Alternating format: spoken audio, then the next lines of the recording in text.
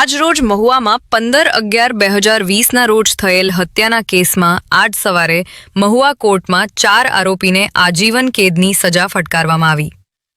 તારીખ 14/11/2020ના દિવાળીના રાત્રેના સમયમાં આ બનાવ બનેલો હતો, જેમાં મૃત્યુ પામનાર ગોપાલભાઈ દેવજીભાઈ, જેને 6 શખ્સો દ્વારા, જેમાં હરેશભાઈ ભાલિયા, રસિકભાઈ ભાલિયા, નયનભાઈ ડાભી, કૌશિકભાઈ પરમાર, યાજ્ઞિક પરમાર તેમજ વિપુલભાઈ બારૈયા ભેગા થઈ ગોપાલભાઈ પર અચાનક હુમલો કરવામાં આવ્યો અને તેમની હત્યા કરવામાં આવી હતી, જેમાં તમામ આરોપી સામે કલમ 302નો ગુનો દાખલ કરવામાં આવ્યો તેમજ 4 આરોપીને આજીવન કેદની સજા ફટકારવામાં આવી તેમજ 50,000 વળતર તરીકે મૃત્યુ પામનારના વારસદારને ચૂકવવાનો હુકમ કરવામાં આવ્યો। રિપોર્ટર ચિરાગ ચોટલિયા, કલમ યુદ્ધ ન્યૂઝ મહુવા। મારું નામ કમલેશભાઈ કેસરી છે।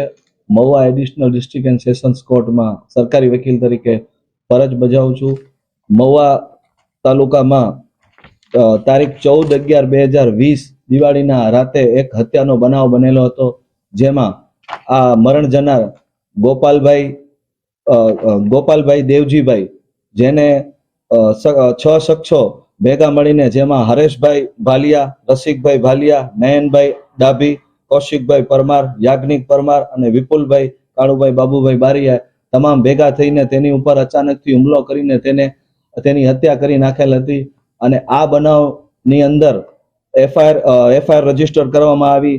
જે ફરિયાદી છે તેમના ભાણિયા દીપકભાઈ બાબુભાઈ બારૈયાની ફરિયાદ નોંધીને આ તમામ આરોપીઓની સામે 302નો ગુનો દાખલ કરવામાં આવ્યો। જે ગુનાની ફરિયાદની હકીકત Mahuva additional and district session જજ પાટીલ સાહેબમાં ચાલી જતા સરકારી તરફે 87 લેખિત પુરાવા અને 38 મૌખિક પુરાવાનું યોગ્ય મૂલ્યાંકન કરીને નામદાર કોર્ટે આ તમામ 6 આરોપીઓ પૈકી 4 આરોપીઓને આજીવન કેદની સજા અને ₹50,000નો વળતર તરીકેનો ફરિયાદી મરણ જનારના વારસદારોને ચૂકવવાનો હુકમ કરેલ છે।